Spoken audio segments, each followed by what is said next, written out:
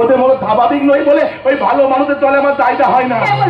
কে বলেছে তুমি স্বাভাবিক নয়? কে বলে তুমি পাগল? তুমি সবার চেয়ে আলাদা, সবার চেয়ে ভালো, যার মনে কোনো পাপ নেই, হিংসা নেই, লোভ নেই।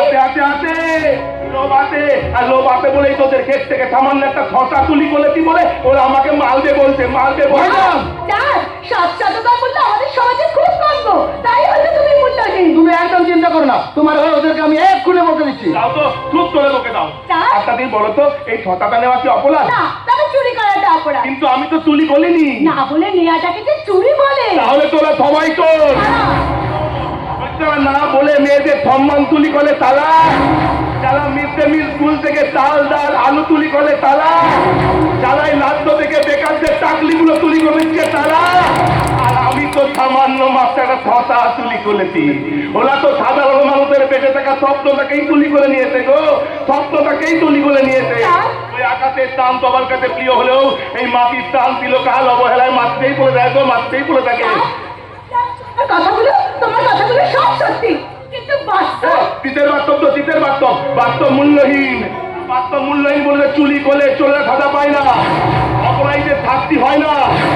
অর্থকরা দিনের আলোয় তলা তুলে ঘুরে বেড়াচ্ছে।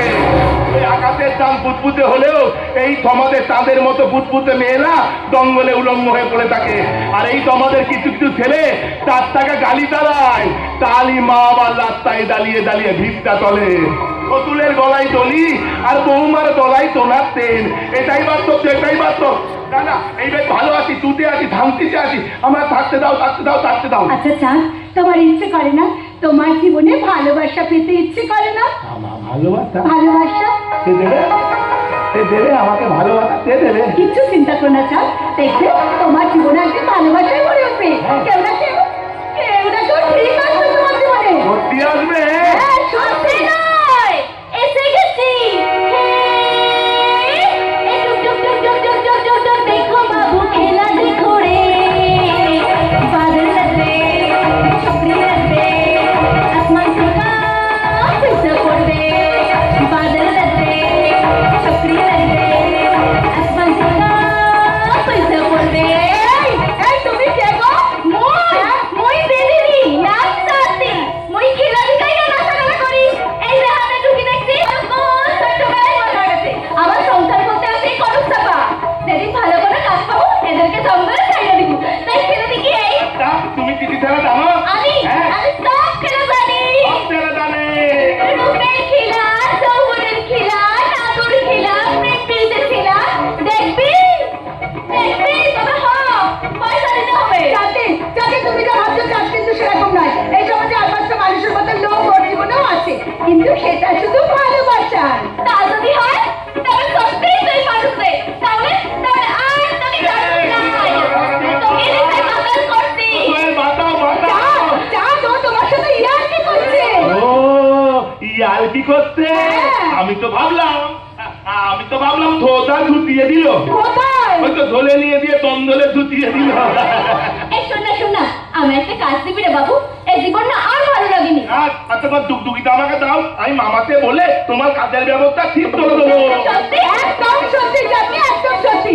চাঁদ যখন তোমাকে একবার বলেছে তুমি জানবে তোমার কাজ একেবারে পাক্কা। তাহলে তাহলে আমি আর একবার মন প্রাণ খুলে খেলা দেখাবো। নাচবো, গাইবো আর বলবো রাম লক্ষ্মী শ্যাম লক্ষ্মী লক্ষ্মী বাবুর মন, দুনিয়া লক্ষ্মী লক্ষ্মী আমি রাধার মতো। রাম লক্ষ্মী শ্যাম লক্ষ্মী লক্ষ্মী বাবুর মন, দুনিয়া লক্ষ্মী লক্ষ্মী আমি রাধার মতো। এই টুক টুক টুক টুক টুক টুক টুক দেখো বাবু খেলা দেখো রে। বাদল লাগবে, ছপরি লাগবে, আসমান থেকে পয়সা পড়বে। বাদল লাগবে, ছপরি লাগবে, আসমান থেকে পয়সা পড়বে।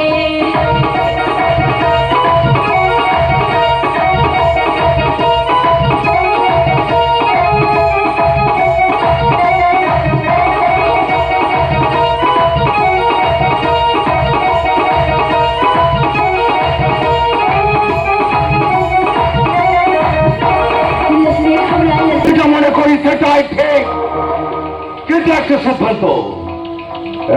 সিদ্ধান্ত আমার সব হিসেব গড়বিল করে দিচ্ছে। আর সেটা আমার মেয়ে। সরে সরে ফাতেমা ভ্যান সরে। আসলে আসলে আমার মেয়েটা আমার মাথাটা একেবারে খারাপ করে রেখে দিয়েছে। বলছিলাম কি বড়বাবু, আপনি একটু বুঝিয়ে বললেন। আমার মেয়েকে আমি খুব ভালোভাবে চিনি ফাতেমা। ওই একবার যখন বলে দিয়েছে তখন ওকে আর ওখান থেকে কেউ ডরাতে পারবে না। আপনি ওর বাবা, ওকে নিজের হাতে মানুষ করেছেন, আপনার কথা কখনো অমান্য করবে না। তুই ওকে এখনো চিনতে পারিস ফাতেমা? বড়বাবু, এতদিন তুই এই বাড়িতে আছিস, এই বাড়ির সবকিছুতে দেখাশোনা করিস, কিন্তু মেয়েটাকে তুই যেতে পারছি ফাতেমা। আজ আমার মেয়েটা একটা ভুজের মতো সিদ্ধান্ত নিয়েছে। আমি কি করে বোঝাই যে এটা সম্পূর্ণ ভুল? আমি কি দিদির সাথে একবার? তুই যেখানে আমার কথা শুনছে না সেখানে তুই বাবা হয়ে ওর ওপর যেন আমার কোনো অধিকারই নেই। আছে গো বাবা, আছে, অধিকার আছে। কই? বাবা, তুমি আমাকে এমন করে শিক্ষা দাওনি যাতে বাবার অধিকার থেকে তোমাকে আমি বঞ্চিত করতে পারি। তাহলে তুই আমার কথা শুনছিস না কেন? তোমার কথা তো আমি অবাধ্য হইনি বাবা, শুধু নিজের মনে নিচ্ছিল তোমাকে জানি। তোর চাওয়াটা একটা ভুল। বাবা, বাবা, তুমি আমাকে ছোট থেকে বড় করেছো, ঠিক বলে বিচার করতে তো তুমি আমায় শিখিয়েছো। কিন্তু সেই শিক্ষা আজ মূল্য হে। না গো বাবা, না। বল। দিদি, আমি বলছিলাম কি, তোকে কিচ্ছু বলতে হবে না। ভেতরে গিয়ে বাবার খাবার চেয়ে দিতে আমি বাবাকে দেখি। ঠিক আছে দিদি, আমি আসছি। ও বাবা, বাবা দেখবে সব ঠিক হয়ে যাবে। না না, কিছু ঠিক হবে না। তুই ছোট থেকে বড় হওয়া পর্যন্ত কোনো কিছু ঠিক হয়নি, আর আজও হবে না। কেন বলবো না? একজন উচ্চ পদস্থ পুলিশ অফিসারের মেয়ে হয়ে তুই একজন কেইয়ার মতো থাকিস। আচ্ছা বাবা, গায়ের থেকে গায়ের মেয়ে হওয়া কি আমার অপরাধ? লেখাপড়া শিখে তুই অশিক্ষিতের মতো আচরণ করিস। মাটির সাথে মিশে মাটির কথা বলা কি আমার অন্যায় গো বাবা? আজ অর্থ যশ প্রতিপত্তি থাকা সত্ত্বেও তুই একটা পাগলকে বিয়ে করতে চাস। বাবা, বাবা, তোমাকে তো আমি আগেও বলেছি বাবা, পাগল হলেও ওই চাঁদকেই আমি ভালোবাসি বাবা। তুমি আমায় ক্ষমা করে দাও বাবা, তুমি আমায় ক্ষমা করে দাও বাবা গো। ছোট থেকে বড় হওয়াতে কোনোদিন টাকা পয়সা ধন দৌলত এসব আমি কিচ্ছু চাইনি বাবা, কিচ্ছু না। কিন্তু চাঁদের ওই সরলতা, ওর পবিত্রতা, ওর ভালোবাসা আমাকে বাধ্য করেছে বাবা চাঁদকে ভালোবাসতে। তুই বাবা হয়ে আমি কেমন করে মেনে নেবো? ও বাবা, বাবা গো, জীবনে তো তোমার কাছে কোনোদিন কিচ্ছু চাইনি, আর দুহাত পেতে ভিক্ষে চাইছি। দাও না বাবা, দাও, আমার চাঁদকে তুমি আমার করে দাও, চাঁদকে তুমি আমার কাছ থেকে কেড়ে নিও না। বল, আমি তোর দিদিকে কি উত্তর দেবো? দিদিকে তুমি একবার বুঝিয়ে বললে দিদি সব বুঝে যাবে। এই গ্রামের লোকেদের আমি কি বোঝাবো? এই গ্রামের লোকেদের কিচ্ছু বোঝাতে হবে না কাকা বাবু, ওরা সবাই বোঝে। মানে অন্যায় তো কিছু হয়নি। আমি জানি চাঁদ খুব সাধারণ, কিন্তু পাঁচটা মানুষের মতন স্বাভাবিকও নয়। কিন্তু ওর একটা নিষ্পাপ মন আছে কাকা বাবু, যেটা হাজার তপস্যা করে তবেই পাওয়া যায়। এই রাজা তো কখনো অন্যায় করেনি, আর অন্যায়কে প্রশ্রয় দেয় না। আমি জানি আমার এই কোয়েল বোন